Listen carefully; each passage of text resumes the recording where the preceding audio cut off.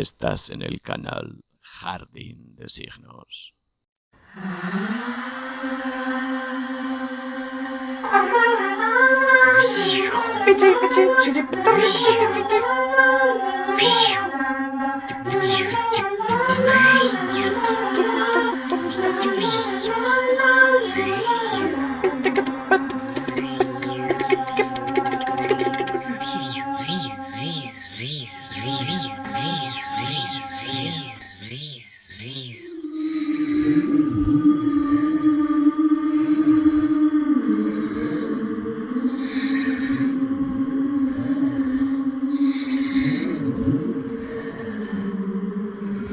Observen este libro, se lo ruego, o al menos esta portada memorable donde se esconde el misterio y del que a continuación vamos a desgranar casi todos sus secretos.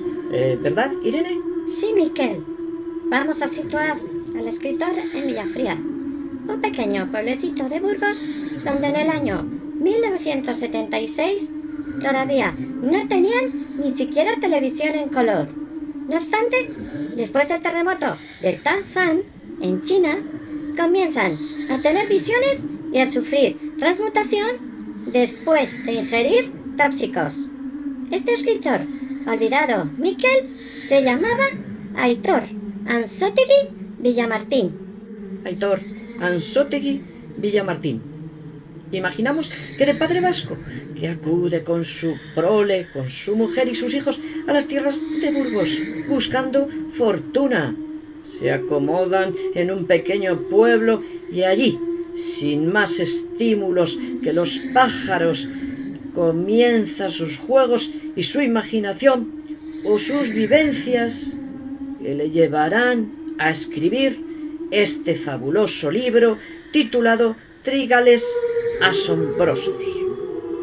Como comprenderán, este libro que tenemos aquí nos lo ha prestado su mujer. Parece ser que quedan apenas 50 ejemplares. No todos están completos, porque algunos hasta tenían ilustraciones.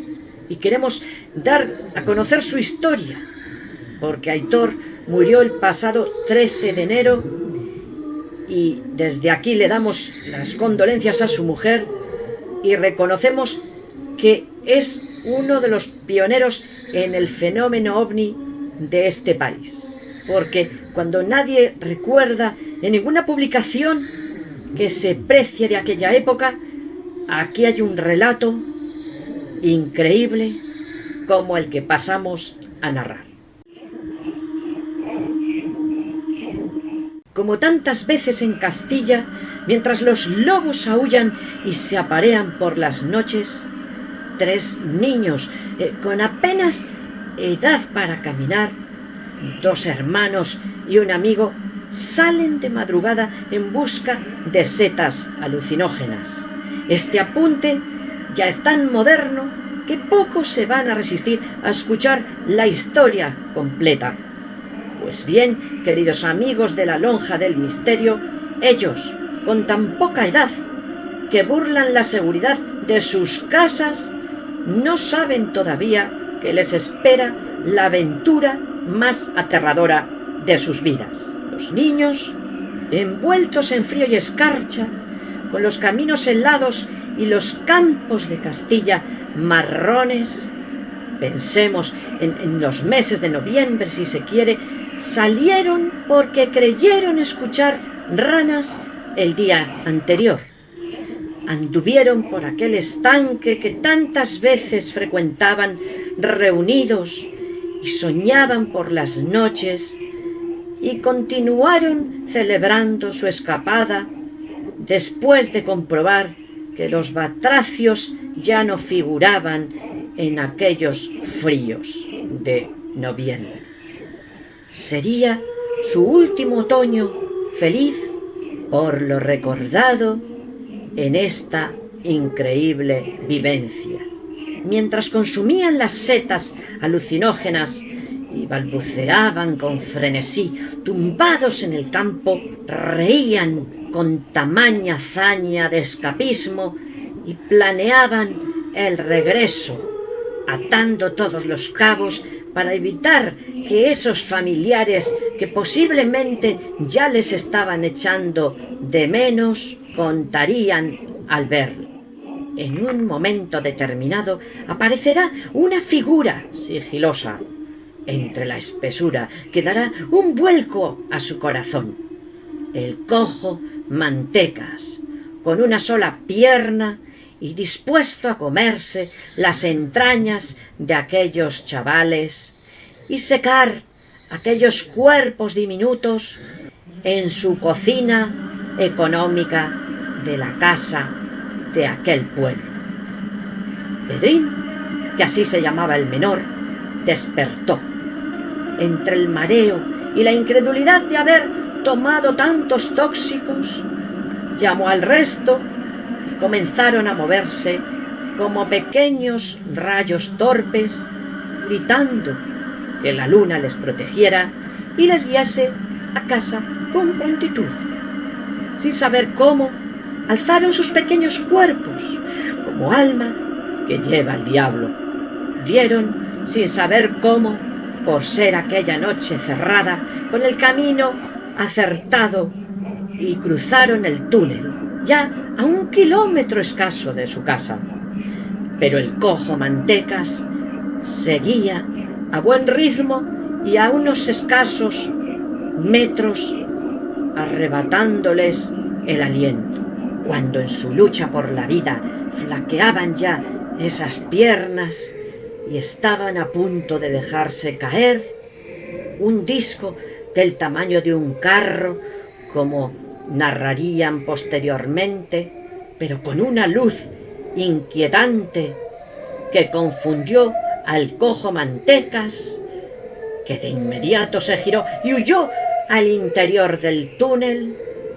Apareció aquel disco y sedujo con 1000 colores los ojos llenos de ingenuidad y bondad de nuestros protagonistas. Tras pellizcarse los unos a los otros para estar seguros de que aquello no les dañaría, contemplaron con asombro el calor que despedía aquel disco metálico. Y no acertaban a saber si les había salvado la vida o, por el contrario, les quemaría con los focos que apreciaban salir de su interior y comenzaban a despedir cierto calor. Con esta incertidumbre en el alma, escondieron sus cabezas entre las manos y, agazapados, dejaron sus espaldas a merced de la luz intensa. Cuando se dieron cuenta de que todo había pasado, de nuevo, escuchando la voz de los lobos en la lejanía, volvieron a sus casas y, llenos de pánico, contaron aquella historia a sus familias.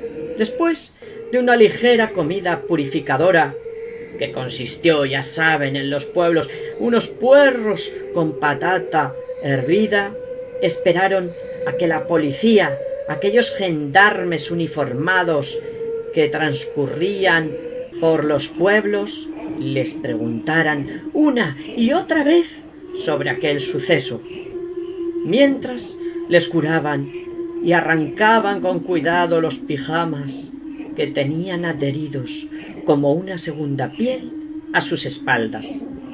Aquellos muchachos existieron, no lo dudéis, pero no volvieron a retomar la aventura para contársela a nadie más. Solo decían, cuando alguien sentía curiosidad por aquella magnífica historia, que vivieron un día oscuro y que siempre recordarían. Mientras los lobos, como diría el maestro Félix Rodríguez de la Fuente, se apareaban en la montaña burgalesa de aquel enero de 1977. Bueno, Irene, tras unos minutos de publicidad, vamos a continuar. Por favor, no nos dejen de seguir en la lonja del misterio.